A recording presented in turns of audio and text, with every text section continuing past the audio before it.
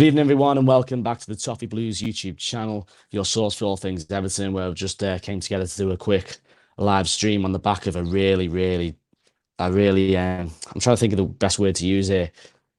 It's really dark Shite. sort of day in our season, a completely utter shite, shambolic day in our season, that I can't quite wrap my head around what I witnessed at Goodison Park this afternoon. Everything from individual performances, game management, substitutions. Um, yeah, I suppose there's an argument there for even team selection as well. There's a lot to answer for today. I'm delighted to say John Paul, who's came on, and we've decided to have a little talk about this the best we can. But yeah, thanks for coming on, Paul. But as ever, we'll just dive straight into it. You want to try and attempt to sum up what we had to witness today? Um, I I will say I think people might disagree with me on this. I think that result today and the way it came about, because we've lost games heavily before, but people haven't come out to the ground feeling that sort of angry, because sometimes you can just lose games where it feels like nothing's gone for you, where that just felt entirely self-inflicted. That today, for me, that was the game that officially starts the death march for Benitez's reign at Everton.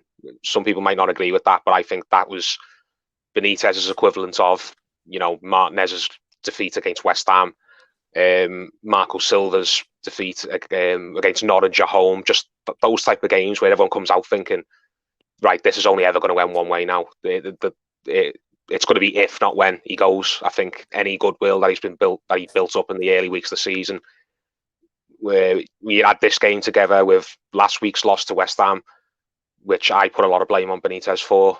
I think all that goodwill's gone out the window now. He's basically, if he's not back to square one, then he's got even less people on his side than he probably did when people were coming in the door, or when he came in the door. People are even more.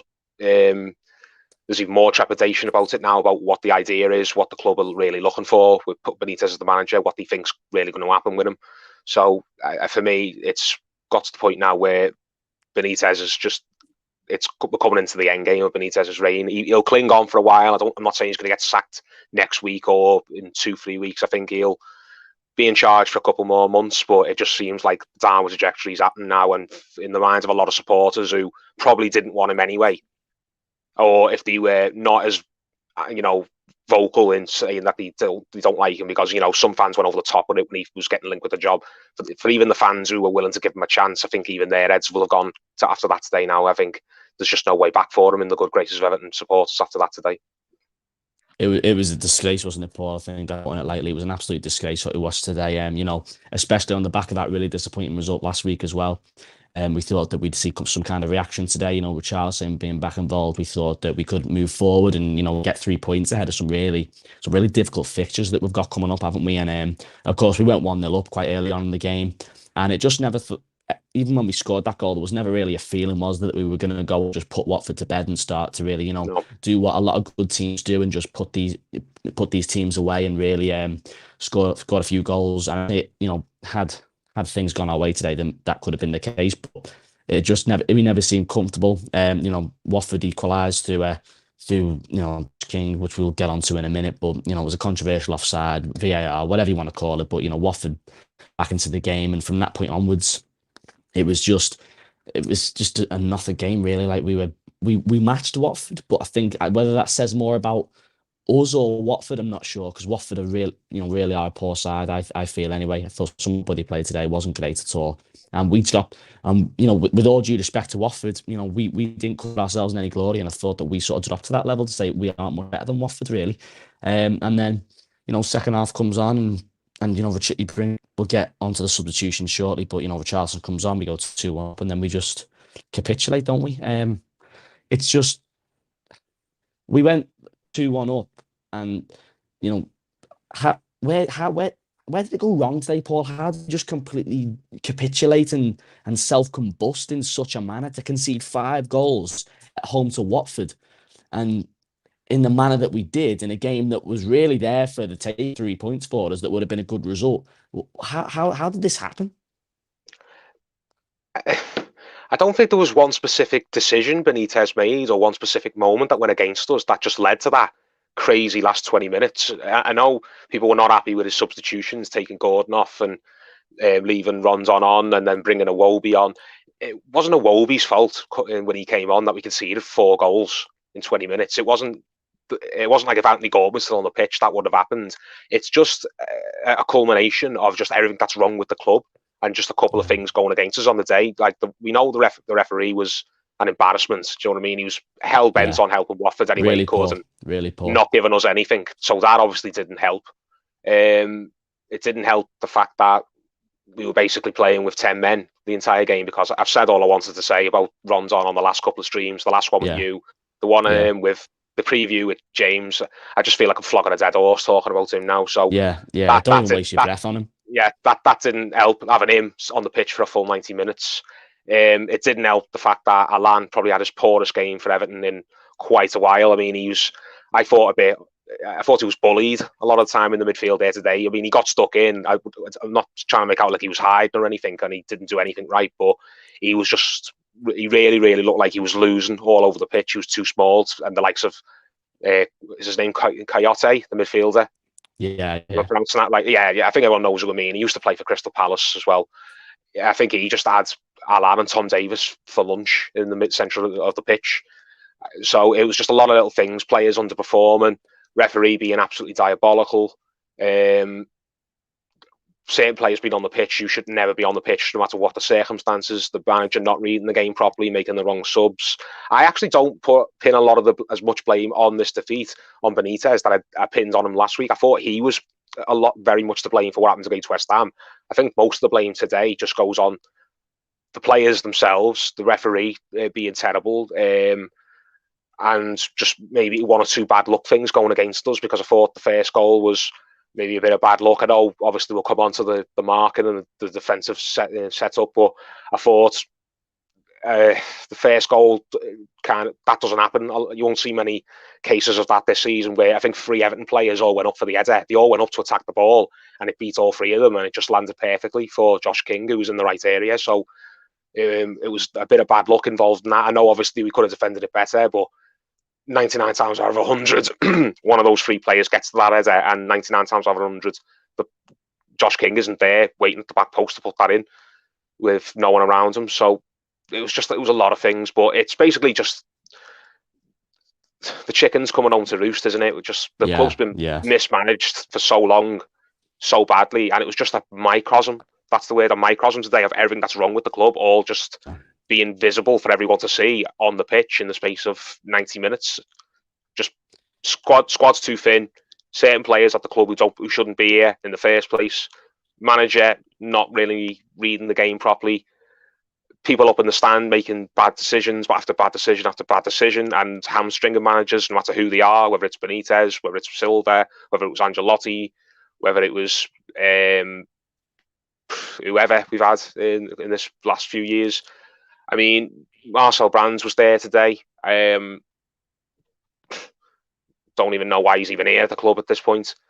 Mashiri was there today. Mashiri's, for all his good intentions, for all the money he's put in, he's basically took the club backwards.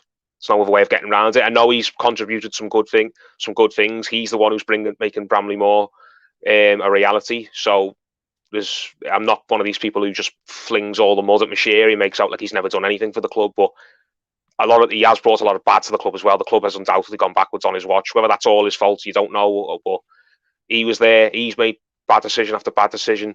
You've got Denise Baxendale who was there. I don't really know what qualifies her to be an Everton CEO. I like her as a person. I don't want to call her name, slag her off, say anything nasty, but I just don't know why she's in the position she's in. And when before that she was involved in Everton in the Community, which is a charity organisation. It just feels like everything, the chickens have come home to roost, as I said. It just felt like everything that the club has done wrong and gotten wrong over the last few years, it's just all basically come together in the space of 90 minutes, and that's the result of it, what we've just seen.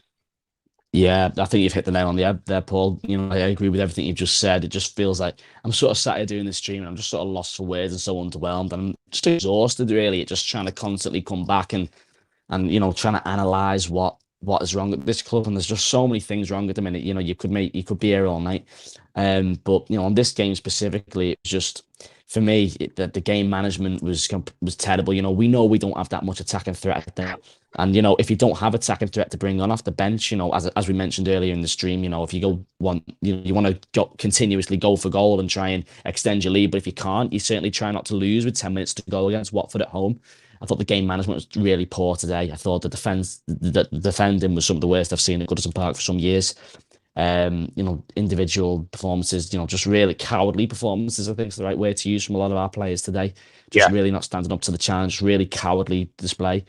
Just going on, I don't want to, sit here and scrutinise individuals, but I feel like it has to be said. What did you make of some of the defending today? Because for me, it was disgusting, to be honest with you. We can't deal with set plays, and this has been evident for a couple of weeks now. Our defensive setup from set plays, it's terrible. I feel like Michael Keane again today reminding us why he isn't the man going forward. I thought Godfrey wasn't great today. Didn't think Luca Dean was great today either. So what were your thoughts on how Everton defended today? We'll come to that mad spell in a minute and go into individual errors, but we've seen today that we knew it before today, but we've seen it's basically been rammed home yet again today that the zonal marking is just something that we absolutely should not be doing. I don't know why some managers who we've had the last few years insist on doing it. Silva insisted on it, but Silva at least had the sort of defence that you could make for him, that he was a young manager who was naive, and maybe he's just not at that point in his career yet where he's managed to work out that zonal marking's not the right thing. Do you know what I mean? So Marco Silva had that excuse that he was persistent with something that hadn't let him down before because he's not been a manager long enough to see how detrimental it is. Rafa Benitez has been a football manager now for about 30 odd years, managing at the top level for 20 years, whether it's in Spain, Italy, or here in the Premier League. Why does he persist on it? It doesn't work, and I can't think of a time when it's ever worked for him, at least not in the Premier League. A bit of a light-hearted thing for me a light-hearted story I can tell. Mine and Terry's dad was a massive Liverpool fan, an ardent Liverpool fan. And I remember when Rafa Benitez was the Liverpool manager and I would watch games with him, our dad absolutely hated the zonal marking. It's vivid as a childhood memory I've got, watching my dad scream, saying, why does Rafa Benitez insist on this zonal marking? It doesn't work. And this was 10, 15 years ago. Do you know what I mean? And he's still doing it now. Certain managers who are still use the same tactics from that work for them once upon a time, but don't work anymore, they get labelled as dinosaurs and slagged off in the press constantly and basically driven out of jobs. Look at Jose Mourinho. Look at Steve Bruce. These managers, these fellas don't belong at this level anymore. They've lost it. Clubs should stop giving them jobs. Whereas Benitez is still doing all this, and he's got people in the media basically singing about how he's one of the greatest minds in the game, because he's got people like Guillaume Balaguer and a couple of other mates in the Nationals that he's made, connections that he's made over the years. You don't see them ever writing about what a dinosaur he is when he's basically still using the same things that were tripping him up 10, 15 years ago. Whereas managers like Bruce and Mourinho, who haven't got those media connections, basically have their records just constantly crapped all over and saying how they need to learn and move at the time. So you're not saying this about Rafa Benitez when he's still insisting on zonal marking, when, as I've just said, there's an example of a fan of a club that Rafa Benitez managed at one point who hated his zonal marking even then. So I don't know why he persisted on it. If there was anything that Everton improved on during Carlo Ancelotti and that era, it was the set pieces, wasn't it? I think we had one of the best records in the league for set pieces scoring, didn't we? And I don't think we did. I don't think we conceded many from set pieces. So maybe we're just missing. I think because it was David, Carlo's son, who was in charge of that. Maybe we're just missing David. But if something's not broke, why are you fixing it? Rafa Benitez should have come into the club, and he's apparently one of the reasons he got the job, according to Mashiri, was he had this what was it called? This really well thought out, really detailed report that he'd made himself before he'd even come in for an interview. He was able to show this to Mashiri during the interview. Right, here's the sort of report I've made on every Everton player, all of Everton's stats. Here's what I think Everton are good. Here's what I think Everton are bad. Here's what I'd do, what differences I'd want to implement if he gave me the job. And apparently it blew Mashiri away. Well, if this is true, if he's did all this sort of research and he puts this attention to detail into his scouting and things like that, of a job that he wants, then surely at the top of that, he should have known that Everton are really, really good at set pieces. If I come into the club, I don't have to change anything about that. Whatever they're doing now, I just have to carry that on. Just continue what I'm doing. Continue what the last regime were doing, because it was clearly working. That's one thing about the squad. I don't have to worry about the set pieces. And he's done the complete opposite of that. He's come into the club, and whatever blueprint Ancelotti and his coaches had put down that was working so well, Benitez has basically just ripped it up and decided, no, we're going to do things my way. We're going to go back to my zonal marking that I was doing for Liverpool 10, 15 years ago. That was no good then.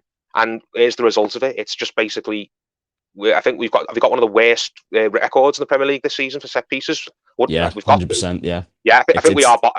We're right down there. I don't know what the official stats are, but we've got to be bottom or second or third bottom from bottom when it comes to conceding set pieces this season.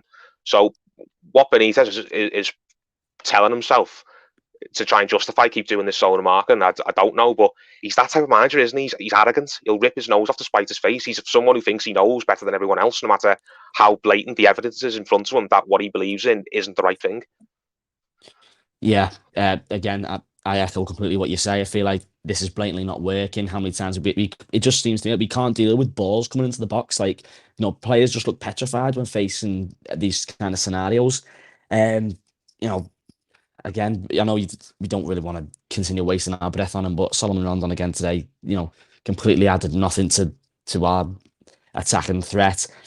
For you, when we went 2-1 up, obviously brought Richarlison on, big plus point. Richarlison scored, put us back in the lead, and with 12 minutes to go, we were winning 2-1. And from that point onwards against Watford at home, you're hoping that you can pick up 3 points in that sort of position. The game management at this point just seemed woeful for me. I know we're dealing with some very poor players, but he brought Alex Iwobi on for Damari Gray at this point. You've made maybe a different substitution. Maybe obviously we know we don't have that much up front to maybe get like 2 or 3 more goals. But would you maybe like to see a different kind of substitutions? Maybe game management and sort of see the 3 points out. And at least that, but there was just complete self combustion, wasn't there? Yeah. I would have liked to have seen a different substitution, but I will go back to what I said before. We didn't concede. We didn't go from 2-1 to 5-2 to Watford because Alex Iwobi came on the pitch. I don't like Alex Iwobi one bit, but it's not fair to basically say just because he came on the pitch that caused that to happen. It's not fair if he gets scapegoated. One thing I will say is, and we touched on this on the last stream, you've got the likes of Kabam in there, who is, from Benitez's own mouth, fully fit. If he's going to be on the bench and you're not going to bring him on for these sort of games, or even against Watford, where we are clearly getting beaten up in the midfield, we need to just tighten things up. So the players, likes of the Townsend, the likes of Damari Gray or Iwobi, whoever it is, these players can just stay in the opposition half. You don't have to track back constantly. You don't have to have the 2 central midfielders parked on the edge of our box trying to clear the ball out, defending frantically. If Gbamin can't come on for 10, 15 minutes when he's supposedly fully fit, then rip his contract up then, because there's no point in being here. He's apparently over his injury problem. If he's not over his injury problems, you shouldn't be putting him on the bench. If he is over his injury problems and you don't have any faith in him to come on and make any sort of difference, then stick him in the under 23s then, or rip his contract up even better, because you're just wasting the lad's time now, and you're wasting half the time as fans. Do you know what I mean? When we're wondering where he is. But going back to the basically that capitulation specifically, I don't necessarily blame Benitez for that. It's not his fault that the players just lost their heads. Well, there is something I do want to touch on in a minute, because he said something in a post-match interview that I read before that pissed me off. Basically, we've gone from 2-1 and we've conceded another set-piece goal from zonal marking to make it 2-2, which is, again, that is on Benitez, that the zonal marking's garbage. You've got to get rid of it. So they've got it back to 2-2. And rather than roll our sleeves up and think, right, there's still 10 minutes left of this game, we've got the fans, majority of the fans still like on our side, singing. Because after it went to 2-2, the fans didn't start stropping. It wasn't, not yet at that point. Fans, because I was in the lower Gladders, everyone was still looking at the clock thinking, right, there's still time here. We're pissed off, we've conceded again, but this game is still here to be won. Richarlison's come on and he's made a massive difference. We've got 2 strikers on the bench. We've got 2 strikers on the pitch. We've gone 4-4-2. Watford, we know, are shaky at the back. They conceded 5 last week to Liverpool. We can still win this game with 10 minutes left. We can still go on and win this 3 or 4-2. And after going to 2-2, it seemed like the players just froze. It sounded like the Reds just went. And instead of rolling the sleeves up, as I said, and pushing on for a winner, it just seemed like they just retreated into the shell. And then when it went to 3-2, he went from just retreating into the shell to just utterly throwing the towel in. Utterly throwing the towel in, and looked like they just couldn't wait for the game to end. They didn't want to do any of the hard stuff. They didn't want to put tackles in. They didn't want to track their own man. They didn't want to show any leadership when they were on the ball, or telling of the teammates what to do. There was no like, right, I'm on the ball, everyone follow my example type thing. I'm leading the charge here, or anyone calling out to anyone else saying, when you get the ball, just do this or do this. There was none of that. So when we went to 2-2, the players just kind of froze. And when it went to 3-2, the players just utterly threw the towel in. Tim Cahill hit the nail on the head in his tweet. The players threw the towel in. And that's unacceptable at any football club, I think, but it's especially unacceptable at Everton. And I don't necessarily blame Benitez, or I didn't blame Benitez for that, but I just saw an interview that he did post-match, just not long before we came on air. And he was getting interviewed, and he said, I don't understand what happened then. It's on the players to see out the victory and to not lose their heads in moments like that. And I did think that, hang on, mate, you're the head coach. You should be the person who's on the training ground teaching them how to do this. Like, you can frig off trying to pass the buck, which I felt he was. Benitez, I thought, I've only seen one or two. Maybe I've not. I haven't seen his press conference or anything like that. But I only saw a post-match interview he did pitch when he's like standing at the side of the pitch with the like match of the day logos and all that behind him, and he basically said, "Oh, I don't know what happened then. I don't understand." The players just basically, as he was saying, the players just capitulated. They need to see out these moments. It's like, well, you're the head coach. It's your job to teach them how to do that.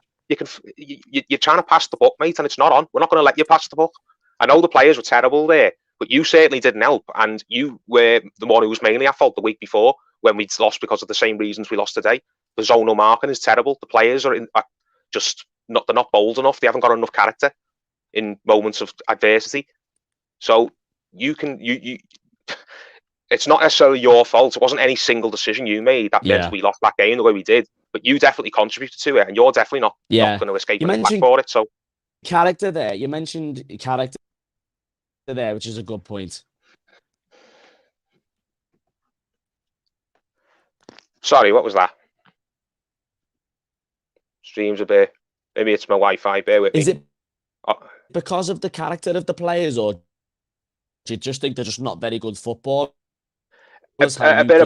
How you can have that kind of meltdown at that point in a game at home against a side that, in all honesty, you should, you touched on, players' character there quite briefly. Yeah, a little bit of both. Because I caught that question. I mean, in the case of players like Michael Keane, I think it's just because he's not good. It's just because he's not good enough, or he's not mentally strong enough. All right. Yeah. Can you hear me? Give me a minute, mate. If anyone can hear me, I'll just. Yeah. Is it down to the football is just not very good because I feel like it's unacceptable to be crumbling to such an extent at home against a side like Watford, like.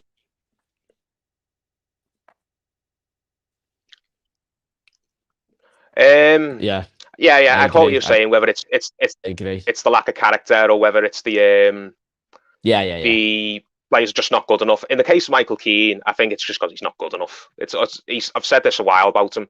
I don't think he's an absolutely dreadful footballer. I just do not think he's a footballer who's good enough to be putting on the Everton shirt. His level was Burnley, or maybe below that, which is bottom brackets of the Premier League. So not even like 10th, 11th. I'm talking 15th, 16th, 17th, maybe even relegation zone.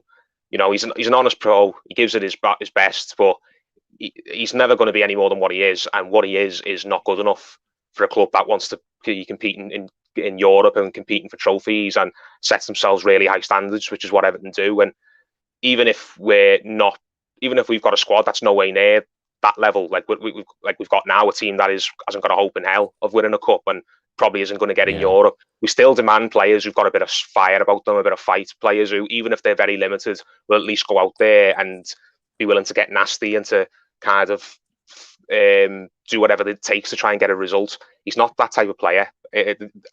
People say, don't they? I don't necessarily like this saying, not an Everton player, but I understand what people mean when they say it. And Michael Keane fits into that bracket. He's not an Everton player. He's not nasty enough. He's not aggressive enough. He's not mentally strong enough. And he hasn't even got the quality to go along with that, because you can have players who don't have that inner aggression or that inner fight, but they've got a lot of quality, and you just got to find a way to get the quality out of them. And there's players who don't have any quality who we've had over the years, but fans took to them because we could see how much spirit they had. I don't think Michael Keane's got any of that. I mean, we should just be looking to move him on as soon as we can. I understand why we haven't the last few years, because who do we bring in to replace him? But as far as I'm concerned, we need 2 centre-backs for our long-term future. Godfrey and Mina, hopefully, are going to be here for quite a few years, yeah. Mason Holgate, I think everyone's given up on. And I think if you haven't given up on Michael Keane, then I don't know why you haven't yet, because he just hasn't shown enough over the last few years to prove that he belongs as an Everton centre-back, even as 3rd or 4th choice. But you'd say character. I mean, players like Lucas Digne as well. Lucas Digne's an international for France. France won the last World Cup. Lucas Digne has played for Barcelona and Paris Saint-Germain, and he's won league titles with them, and he's played for Roma as well, which is a very big club with a lot of emotional supporters. You've got to have character to play for those clubs, and he was good for all those clubs. But when he comes to Everton, I don't think he shows any character, because he doesn't feel like he's under any pressure to show any character, because his form's dropped off dramatically. But what's going to happen when he underperforms for Everton? Nothing's going to happen. He's not going to be dropped, because there's no second choice left back realistically. He probably knows that if he wanted to, he could get a move to a bigger club. All he has to do is turn on the style and put in 6 months worth of good form. And then when the summer comes and a bid comes in for him, he can just throw a transfer request in and he get a move. But he just obviously feels comfortable at Everton, because he mustn't feel like he's under any pressure to perform consistently. So there's players there who have got character. They just don't feel like they need to show any, because they're playing for Everton, and whatever. It's just Everton, isn't it? And there's some players who just don't have the quality and don't have the type of character, because it's just not naturally in them. So the defense is it's an absolute mess, and it's being made even worse by a manager who's insisting on playing as type of tactical setup which doesn't suit us at all, even if we had really good defense. Because when he was doing it at Liverpool during the Benitez era had a far better defense than Everton have got now. They had Sami Hyypiä, they had Carragher, they had John Arne Riise, and even they struggled to get to grips with zonal marking. So what chance has Michael Keane got doing it? So it's a combination of both. Manager's not helping the situation, but even if the manager had the perfect defensive setup, there's just certain players who are not good enough, or certain players who need a right kick up the arse, or they need to be moved on because they're not willing to give their all, or they're not able to give us what we need.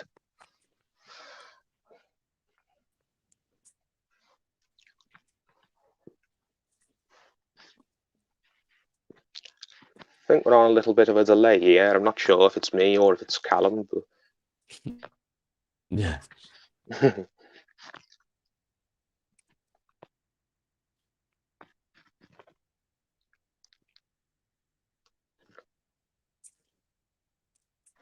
Is there anyone in the chat? Can anyone tell us who it is who's struggling? Is it me, or is it... It was when the third one went in, Everton, as you rightly pointed out, Paul, they just threw in the towel, didn't they? And it was just it's really disappointing to see, isn't it? How we can just completely throw in the towel in the way that we did.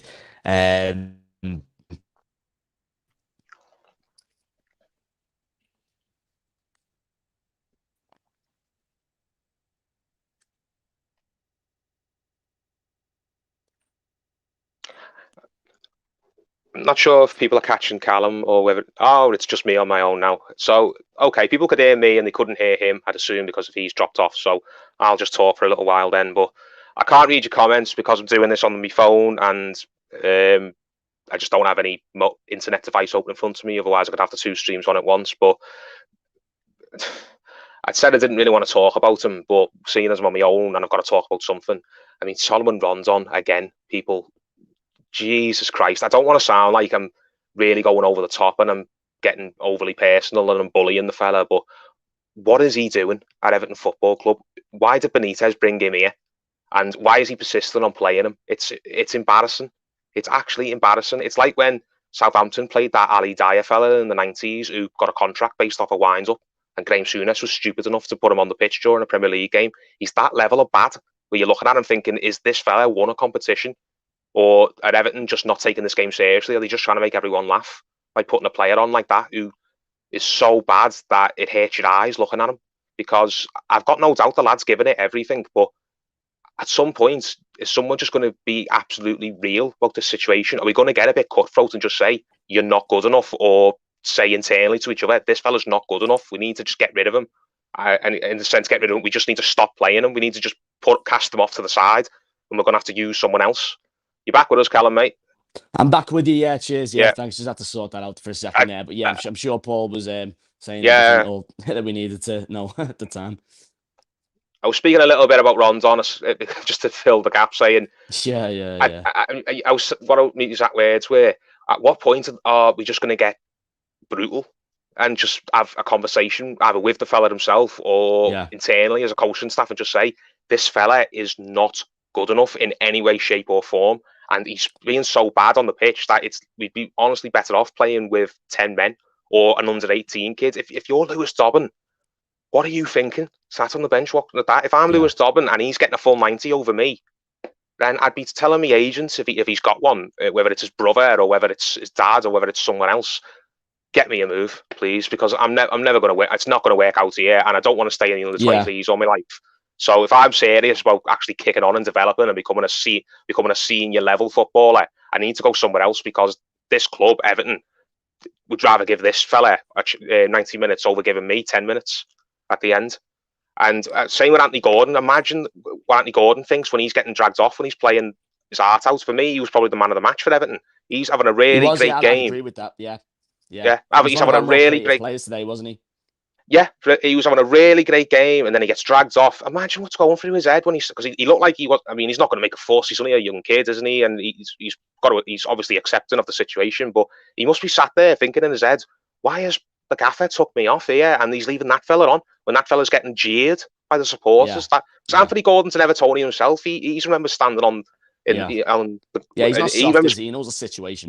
Yeah, he's an Evertonian himself. He's probably been in that situation when he was a bit younger, when he was a season ticket holder. He's been on the pitch looking at players, and he knows what goes through the fans' heads when they're looking at a player who's not performing well. So he, more than a lot of other players in the Everton squad, will know what the emotions of the supporters are and why the supporters maybe get on the backs of certain players, and what you've got to do as a player to get the supporters to kind of G it up and believe in you and show a bit more patience. He must be sat there, one, probably feeling sorry for Rondon a little bit, because he must know, he's probably got a personal relationship with Rondon because they've trained together and they've spent a lot of time together in and around Finch Farm over the last few weeks. So I'm sure he's got some sympathy for Rondon, because he knows the lad's trying, and he knows basically that every Evertonian can't stand the lad because he's no good. But at the same time, he must be really frustrated for himself, because he's thinking, someone Rondon here is stinking the gaff out week after week after week, and I'm barely getting any game time. And even when I do get game time and I'm playing really well, I'm getting dragged off. It just makes no sense at all. So I'm sorry. I know Calvert-Lewin, we got some bad news about him that he's going to be out for a while longer, but you've got to stop playing Solomon Rondon in any sort of important role for the club. If you're going to use him, then use him for 5 minutes at the end just to kill time. At the end, you can't be starting him. You can't even be giving him a prolonged prolonged period of minutes on the pitch where he can actually get into the game a little bit and make a difference, because he's just an absolute liability, and he'll always be a liability. People can forget it, saying, oh, he's not fit, he's not this, he's not that. I'm sorry, it's his job to get fit, and if he's that level of bad where the minute he gets unfit, he plays this poorly, then I don't think he should be a professional footballer. I've seen a lot of players who are not fit coming off injuries, who, when you come on the pitch, they're not making the life hard for everyone around them. Do you know what I mean? Which is what he was doing. It was like we were playing with 10 men. We couldn't get the ball to stick it there off. Not because we weren't trying to do it. It's because every time we played it forward to Rondon, he was absolutely useless. He could barely win an header. Whenever he did win an header, he couldn't knock it down to a teammate. Every time he held the ball up, he was getting basically bullied everywhere by their defenders. And for a big fella as well, he doesn't half tumble around on his arse. There was a bit in the second half where he was trying to chase the ball, a long ball that had gone upfield, and it ended up going for a goal kick, but the ball was bouncing out slowly, and obviously the defender was trying to steer the ball out of play, and Rondon was trying to get beyond him, and he ended up just taking a mad tumble Like, Yeah. I know exactly what you're on about. Yeah, yeah. I think it was a couple of minutes. I think it was around the time Richarlison scored, or maybe it was just before it. But he took like a mad tumble, and I remember thinking, that defender didn't even touch you. What are you falling about like you've just been like you're in a washing machine for? You went to your big, strong lad, and you've fallen around like a little floppy fish. So, yeah. do you know what I mean? Just stop Listen, playing him, please. going into today's game, like obviously we touched on this earlier in the stream that it was really everyone was so determined to see some kind of reaction from the disappointment of West Ham last week, and on paper it presented itself as like the perfect opportunity to do so. I know we had difficulties with injuries, but you're always going to sort of back Everton to put Watford away at home, aren't you?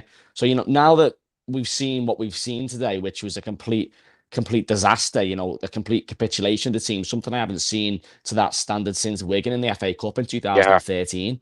reminded me of Which was that game a lot. yeah, it was just completely shocking. Like no one could believe their eyes, no one could find words to describe coming out the ground at the end. There just seemed to be such a sourness coming out the ground, and rightly so. But obviously we're going into quite a tough run of fixtures now, and we know that we're still obviously the Decore news in the week, and then Calvert-Lewin as well. He's going to be out for a long period of time. How do we move forward from this now? Is there a way to move? Obviously, the one positive you can possibly take out today is that Richarlison's back, and we can start implementing him into the side, and maybe that's a different way of maybe going forward. But like, how do we move on from this? And because Wolves ain't going to be an easy game, and we got blown away by Watford today. So, when Tottenham come to Goodison in a couple of weeks' time with like Kane and Son, it's petrifying right now, isn't it? It's completely petrifying.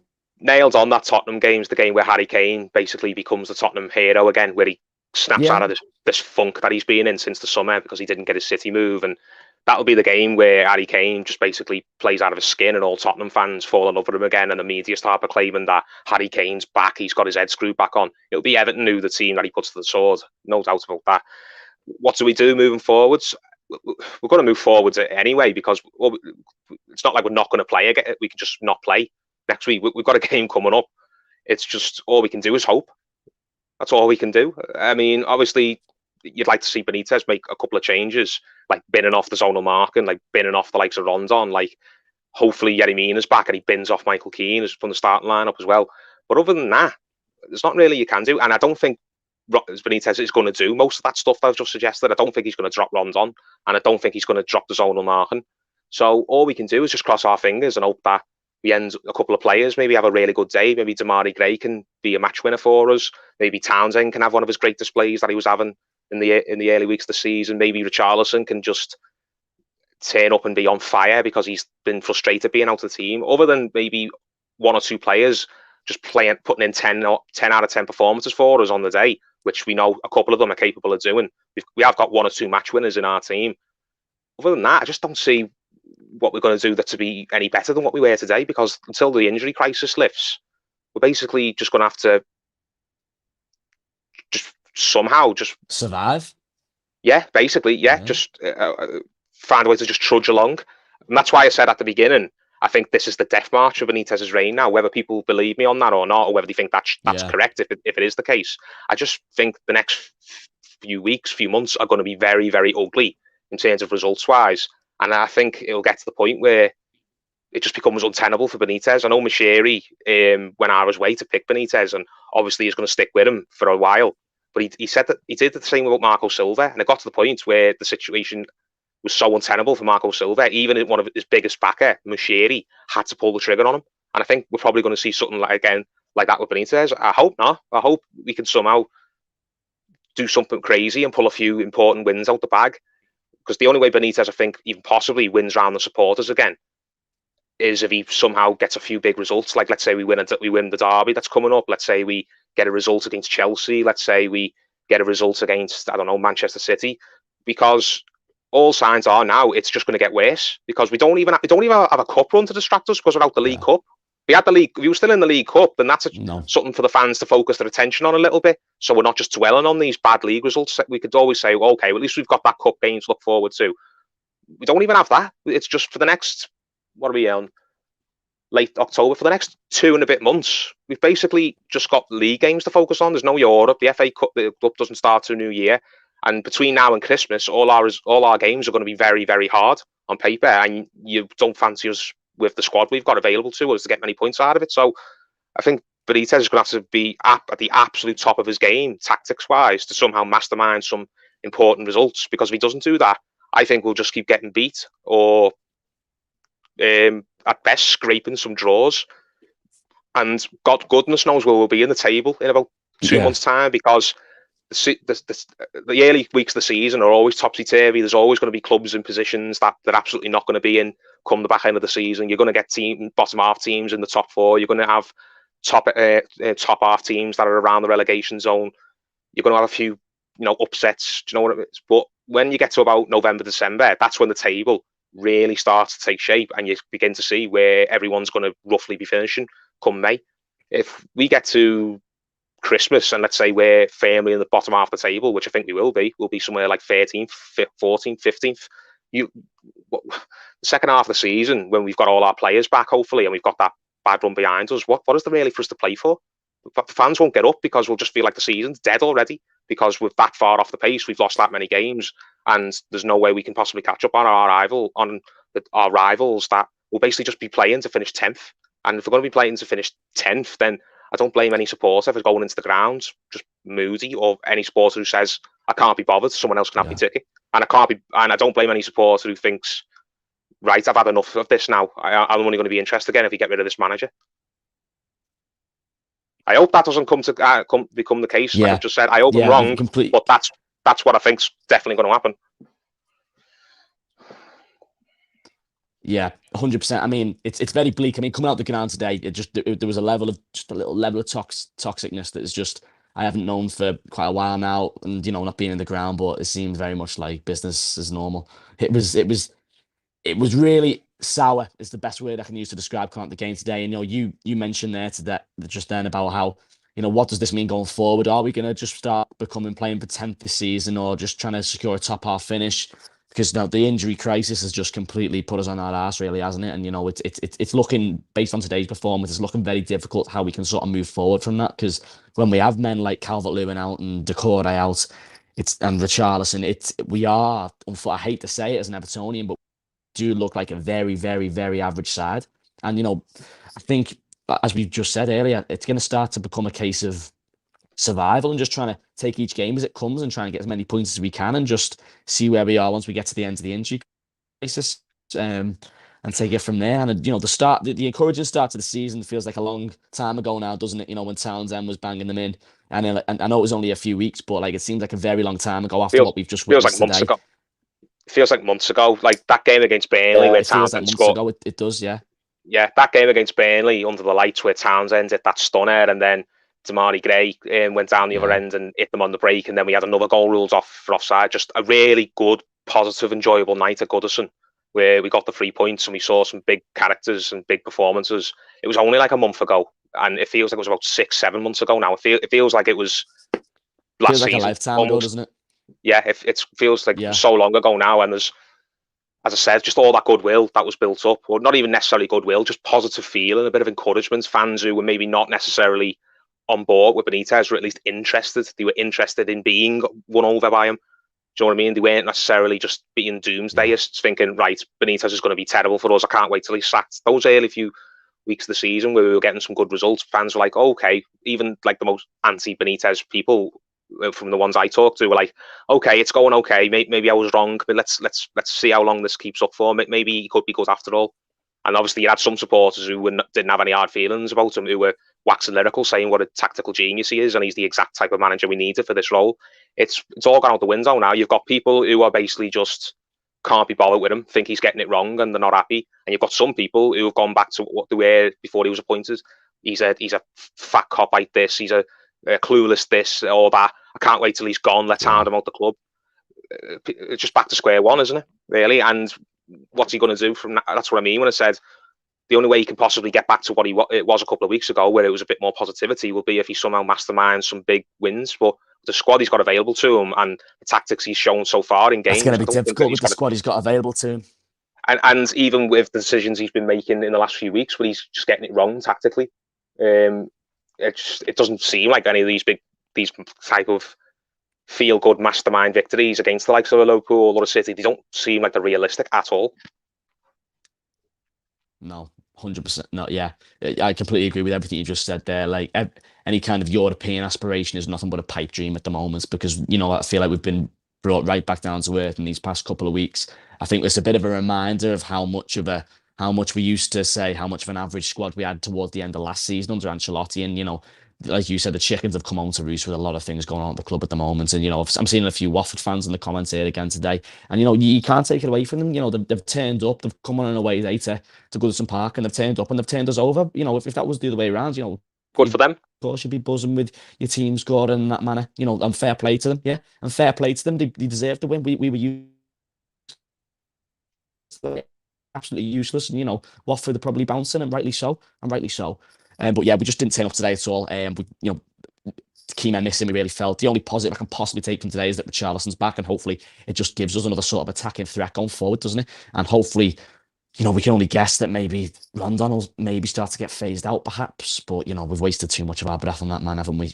But today's been a real low point today. I think come the end of the season, I feel like we will look back to this game today as a sort of checkpoint, if you will, as like a real low point in this season. And whether we only go up from here or whether this is the start of a really tricky period for the club, I think remains to be seen. But I think the latter is probably what I've got to see coming more realistically with the games we've got coming up and the players that we haven't got available. It's looking very bleak at the moment. And like you rightly said, Paul, unless Rafa pulls some real magic out the bag, it's difficult to see how we are going to move back up to what we saw earlier. Now we're going to get back into the European fight. Yeah, I mean, I know it's still early in the season, but do you know what I mean? It only takes a couple of games for a season to just completely unravel, doesn't it? A couple of losses and the season's out the window. Because as we've seen, yeah. I mean, it's just one of them, isn't it? But yeah, it's a real disappointment. Everyone. It was a real toxic atmosphere in Goodison today. Everyone's emotions are running high. Of course, I'm sure there'll be a lot of streams coming out in the channel coming days. With me and Paul's reaction here, you've got to remember it's all very raw and everything, and rightly so. Today was a really, really, really poor display, particularly in those closing stages of the game. And it's gonna be interesting to see where Everton go from here. And yeah, it's just a really disappointing day. We have every right to feel down, and I'd say that we have to lick our wounds and come back stronger. But I feel like that was a sort of comment for last week. And today, it's just I think there's some serious problems going on, and how we move forward is gonna, it's looking bleak. It's looking very bleak. But I'm sort of I'm completely drained of talking about this Watford game. The game finished a few hours ago now, and I just want to forget about this now. To be honest with you. I think we'll leave the stream there. Big, massive thanks to Paul for coming on, always offering the best insights, giving us his thoughts. Cheers for sticking with us. Do some technical issues to today's stream as well. Thanks for all your comments. Be sure to leave a like if you haven't already, and subscribe if you haven't already done so. Yeah, really disappointing day for Everton today. And, let's just strap ourselves in for the ride, and hopefully we can come out the other end of what's looking like a really tricky period for us. So, keep on watching the Toffee Blues YouTube channel. Give me content coming out in the next few days. Yeah, full-time Everton 2, Watford 5. Really disappointing one to take. Big thanks to Paul for coming on. Thanks to everyone for tuning in. That really stung when you just it's hurt that, mate. When Everton 2 at Watford 5. Yeah. Oh, that stung badly. Yeah, there we go. So yeah, big thanks to Paul. Thanks for everyone for tuning in, and we shall see you next time on the Toffee Blues. Cheers, everyone. Bye-bye.